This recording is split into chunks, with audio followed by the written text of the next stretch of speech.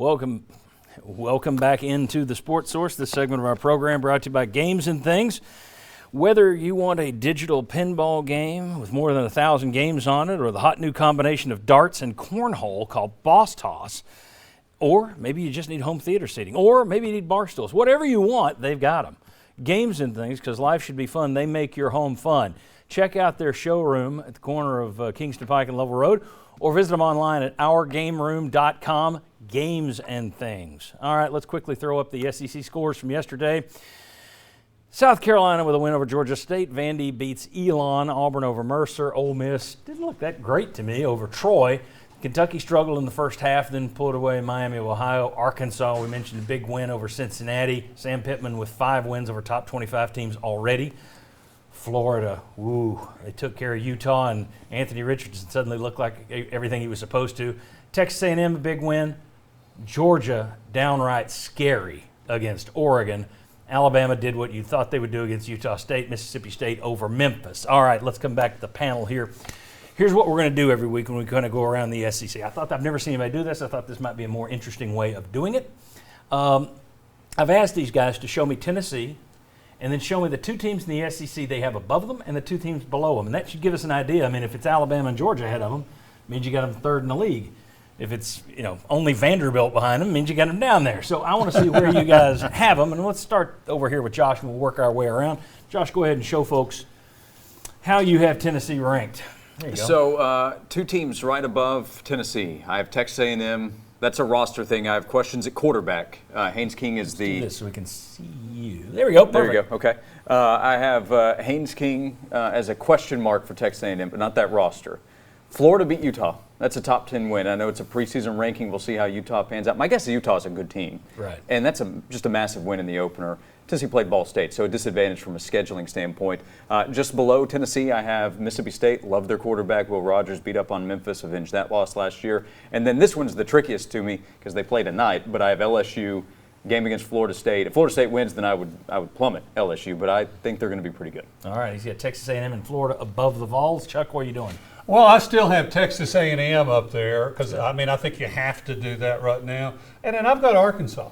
I think Arkansas showed some things, and they held on. And Cincinnati that's a pretty big win for me. And then, of course, I've got Tennessee in the middle, like you asked us to.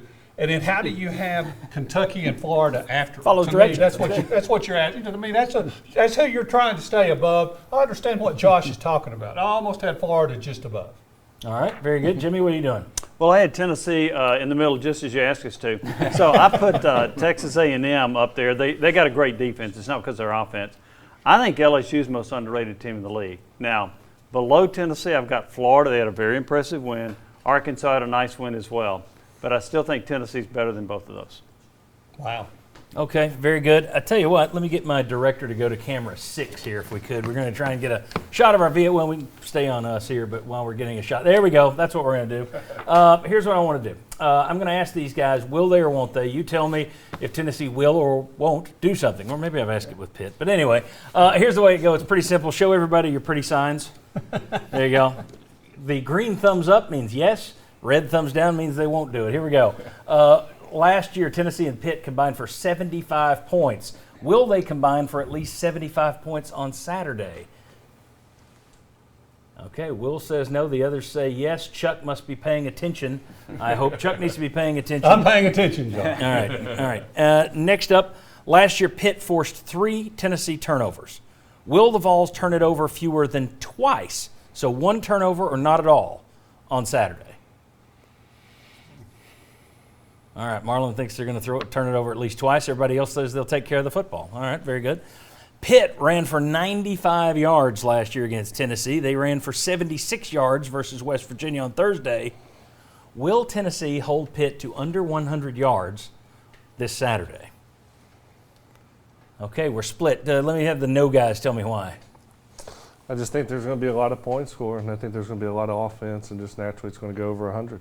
Yeah, I just think, fourth quarter with this team, third quarter, been out in the field, even if the offense is working, your defense gets tired, so I think they start giving up yards. So I think they'll get over 100. All right, Sterling and Marlon, you think that the Vols defense is ready to hold them under 100? Absolutely. I mean, I think the defense is going to show up big time in this game. Big time. Hey, if we ain't gonna get any sacks, we better stop. But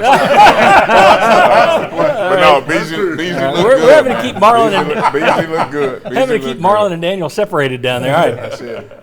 Tennessee averaged 471 yards versus Power 5 teams last year. 471 against Power 5 teams. Will the Vols go over 471 against Pittsburgh at Pittsburgh on Saturday? Yes. Everybody says over 471. All right, very good.